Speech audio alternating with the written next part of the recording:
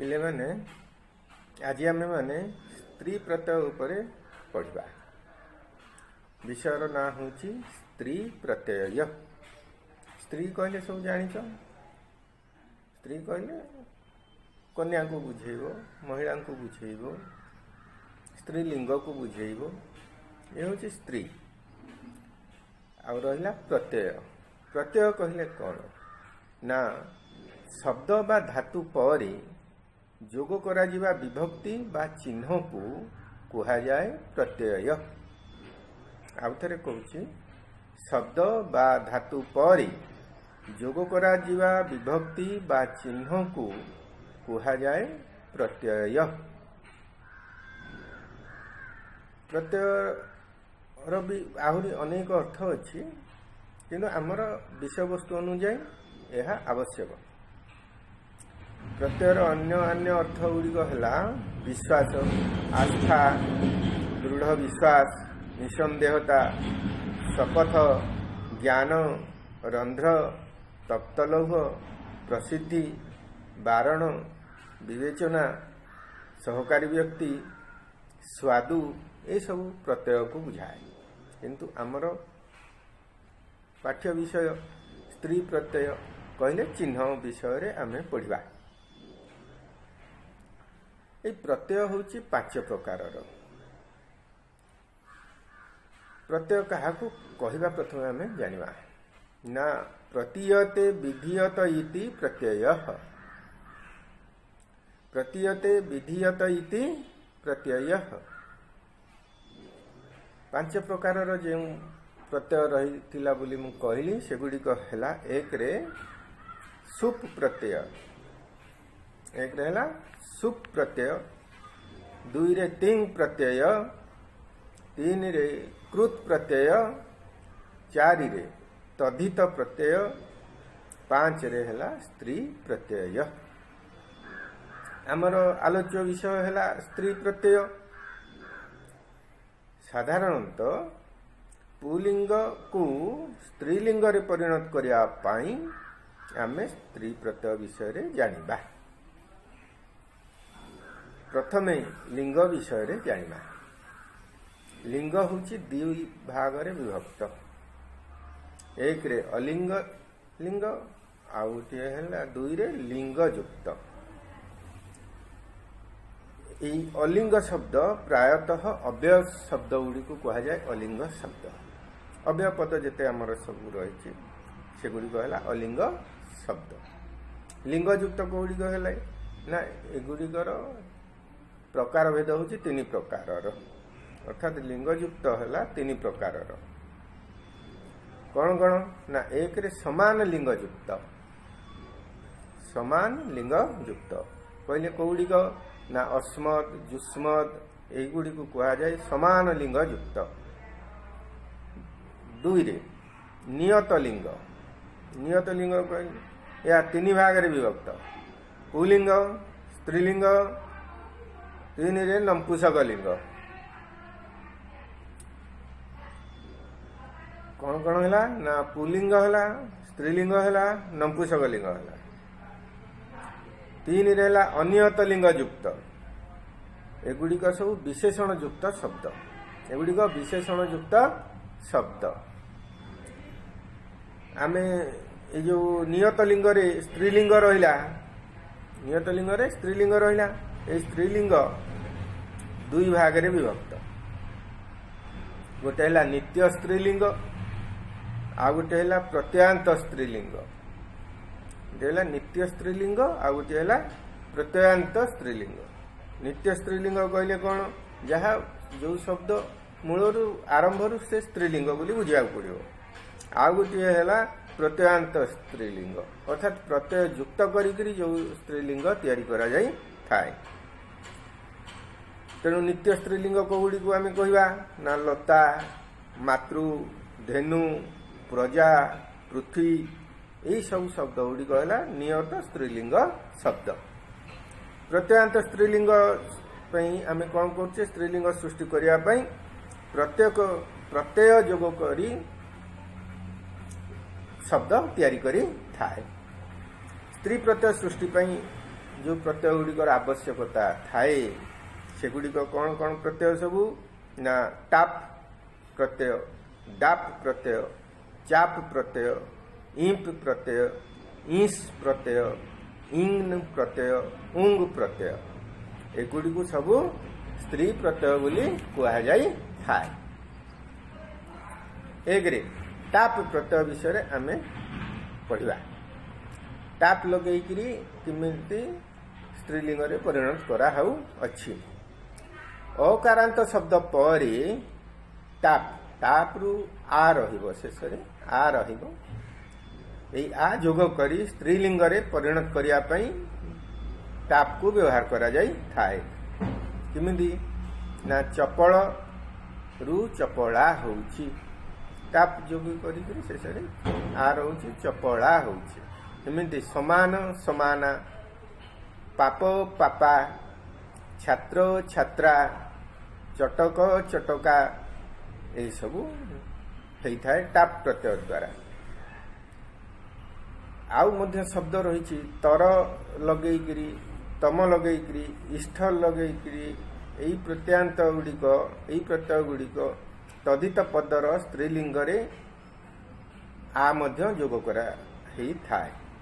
केमिति ना गुरुतर, तरु गुरुतर तार स्त्रीलिंग रे हैला गुरुतरा। प्रियतर प्रियतरा, से भली दीर्घतम दीर्घतमा, प्रियतम प्रियतमा, कनिष्ठ कनिष्ठा, श्रेष्ठ श्रेष्ठा ये सबू होता है।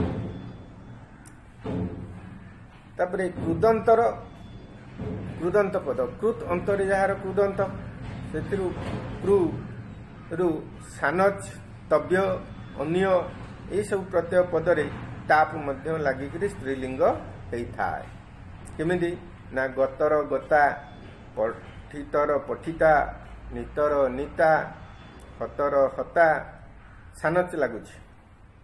सेवमान सेवमाना, विद्यमान विद्यमाना तव्यर लगुच। पानीय पानिया, स्मरणीय स्मरणीया ये सब होउछि। क्रोड आदि शब्द और अनेक स्वरांत पदरु मध्य टाप लागे, यथा सुक्रोड सुक्रोडा, सुनख सुनखा, सुभग सुभगा ये सब होता है। अंगवाचक पूर्व पदरे सह न थिले टाप मध्य हुए। उदाहरण सनासिक सनासिका, चारुशिख चारुशिखा, शूर्पणख शूर्पणखा, गौरमुख गौरमुखा। प्रत्ययस्थ ककार पूर्ववर्ती अकार स्थान रे ईकार मध्य होता है। किमिति ना कारक कारिका, पाठक पाठिका, शिक्षक शिक्षिका, किंतु नर्तकर नर्तकी होता है। केतेक टाप प्रत्यांत पदर दुईटी पद बाहर थिले गुड़िकर अर्थ समान हुए, आउ केतेकर अलग अलग मध्य अर्थ ही थाए। केमिति ना अर्थ समान रहउतुआ शब्द गुड़िक हैला सूतक र सूतका हब सूतिका हब, किंतु सूतका जहा सूतिका सेया। से भली बृंदारकर बृंदारिका हब, बृंदारका भी हब, किंतु दीटा जाकर अर्थ एका। अलग अलग केमिति होची ना तारक शब्द तार तारका हब तारिका हब, किंतु तारका कहले नक्षत्र को बुझाउची, तारिका कहले रक्षाकारिणी की बुझाउची। से भली वर्णक वर्णकर वर्णका हब वर्णिका हब, वर्णकार अर्थ हो जाउची उत्तरीय, वर्णिकार उत्तर अर्थ हो जाउची स्तोत्रकारिणी बा रंग तुलिका। ये है वर्णिका। ये अर्थ अलग अलग हो जाउची। ये गला टाप लगेकरी आमे किभली भाव रे पुलिंग रु स्त्रीलिंग रे परिणत करिवा ये सबू कथा। तापरे आमे इंप विषय पढ़िबा। इंप बा इस, ए इंप बा इस एथिरे पद गठन परे पदरे दीर्घईकार रहे। यथा नदर नदी, सिंहर सिंही, ईंप्र उदाहरण नवा। नर नारी, काक काकी, नट नटी, ईंस्र नवा उदाहरण। तादृश तादृशी, मानुष मानुषी, मानव मानवी। मनुष्य और मत्स्य शब्द रे ज लोप हो तार यथा मनुष्य मनुषी, मत्स्य मत्सी, ये सब होता है। तापरे मत प्रत्यांत पदरे ईंप लगे किमिति ना श्रीमत श्रीमती, गुणवत गुणवती, बलवत बलवती, रूपवत रूपवती। ये भाव आम पुलिंगरु स्त्रीलिंग रे परिणत करने शब्द सबू कौ भली प्रत्यय सबू लगिक शब्द केमी या आम जानिले। मु केते गुड़िए पुलिंगरु स्त्रीलिंग रे परिणत होउतुवा शब्द गुड़िए तुमको उदाहरण स्वरूप शुणाऊँगी, तुम ताकू शुण एवं तुम बही मध्य थिबा बहुत उदाहरण अच्छी ताकू मध्य तुम्हें पढ़िबो, सेतिरु तुम्हें बहुत जानी पारिबो। देख पुलिंगरु आग पुलिंग शब्द कहि तापर स्त्रीलिंग शब्द कहि। कृष कृषा, एडक एडका, चटक चटका, कांडपुष्प कांडपुष्पा, शतपुष्प शतपुष्पा, सर्व सर्वा सर्वका भी हम। कारक कारिका, सेवक सेविका, मामक मामिका, तारक तारका हब तारिका हब। सुपाचक सुपाचिका, मघवन मघोनी, मघवत मघवती, स्वन सुनी, विद्वस विदुषी, भवत भवंती हब, भवती खाली तरे दीर्घ भी हब, नंत दीर्घकार भवंती हब, भवती खाली तरे दीर्घकार भवती भी हब। सत्र सती, प्राचीर प्राची, पुत्रियत पुत्रियंती, इच्छत इच्छति हब, इच्छन्ती भी हब। जात जाति हब, जानती हब। सर्वन सर्वरी, त्रिपाद त्रिपादी, चतुष्पाद चतुष्पदी, गार्ग्य गार्गी, बधुट बधुटी, देव देवी, भयंकर भयंकरी, स्तनंधय स्तनंधयी, राधेय राधेयी, गांगेय गांगेयी, तापस तापसी, उच्छ उच्छी, चतुष्टय चतुष्टयी, नस्वर नस्वरी, चौर चौरी, मनु मनाई हब, मना भी हब, मनुहु भी हब। मनु रहला मनाई बा मनाबी बा मनुहु। पटुर पटुई हब बा पटुहु हब। पुराणर पुराणी हब, पुराणा भी हब। रात्रि तरे रफला हर्षिकार रात्रि, तार स्त्रीलिंग रे रात्रि दीर्घईकार हो, तरे रफला दीर्घईकार रात्रि। धरणीर धरणी, पुलिंग रे हर्षिकार, स्त्रीलिंग रे दीर्घईकार। धरणी नहले धरणी ही, रे हर्षिकार विसर्ग धरणी ही। श्रेणीर, श्रेणी कहले रे हर्षिकार पुलिंग रे, दीर्घईकार रे दीर्घईकार हो, नहले रे हर्षिकार विसर्ग हम। श्रेणी श्रेणी ही। दिव्यत दिव्यती, कृपण कृपणा, पातक पातकी, बरद बरदा, शिष्य शिष्या, प्राचीर प्राची, फलदर फलदा, बरदर बरदा, गंभीर गंभीरा। स्त्रीलिंग रे अर्थभेद मध्य रही जो आमर परीक्षा भी पड़ुची किमिति होची ना। देख अर्ज्य शब्द कहले वैश्य, तार स्त्रीलिंग रे होची अर्ज्याणी, होची अर्ज्या कुहाउची, अर्जी कुहाउची। अर्ज्याणी आउ अर्ज्या ये कहले यार अर्थ होची वैश्य जातीय स्त्री। अर्जी कहले वैश्यर स्त्री, एमती अरण्य शब्दर स्त्रीलिंग होची अरण्यानी होची अरण्यका होची। अरण्यानी कहले महत अरण्य कहले बड़ जंगल, अरण्यका कहले अरण्य रे जात स्त्री। अष्टकर अष्टका आउ अष्टिका होची। अष्टका कहले कौन ना पितृ एवं देवतांक निमंते।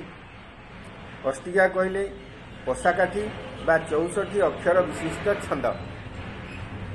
आचार्य आचार्य कहले आचार्यानी हब आचार्या हब। आचार्यानी कहले आचार्यंक पत्नी, आचार्या कहले निजे आचार्य। से भली उपाध्याय उपाध्यायिनी हब उपाध्याय हब। उपाध्यायिनी कहले उपाध्यायंक स्त्री, उपाध्याया कहले निजे उपाध्याय। उपाध्यायिनी कह जाई परिबो निजे उपाध्याय। कबरर कबरी हब कबरा हब।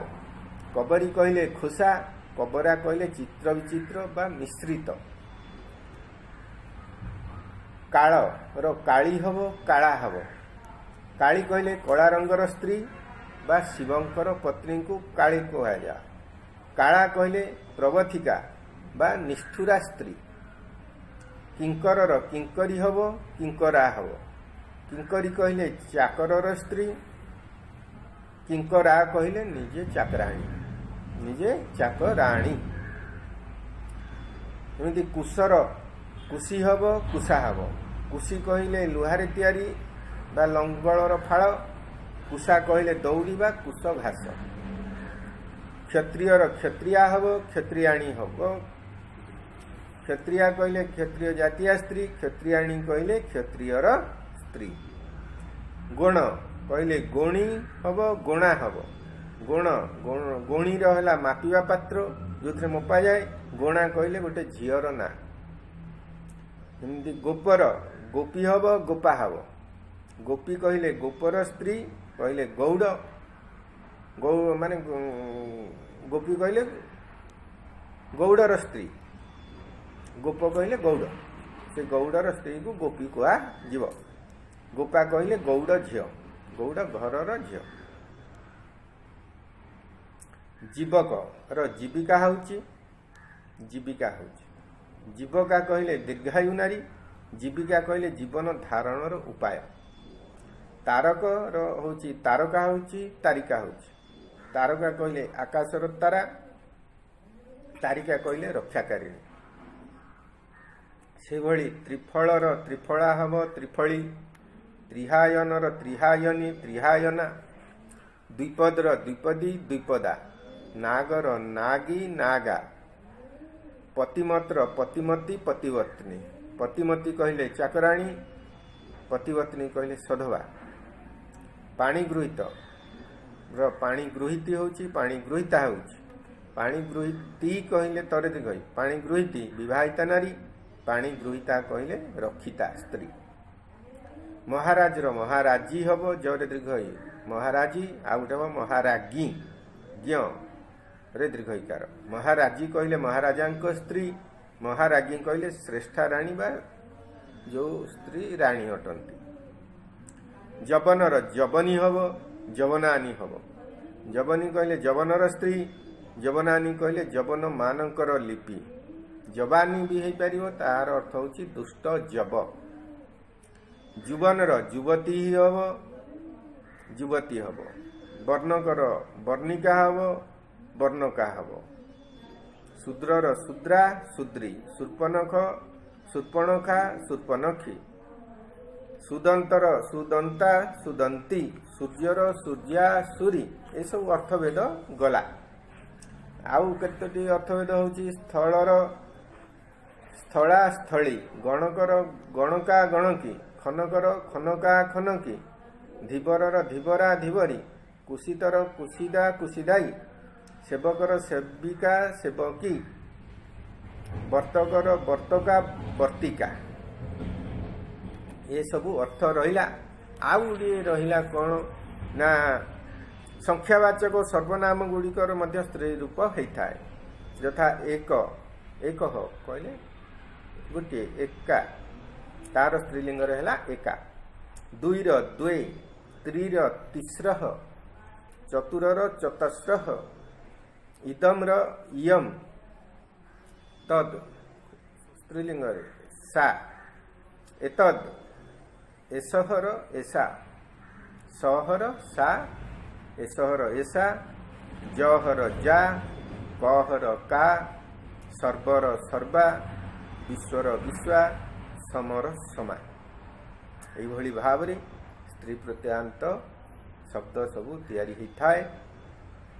तुम्हें मैंने बही आउ सब तक शब्द देखी पढ़ तुमको स्त्रीलिंग विषय आज विषय शेष है।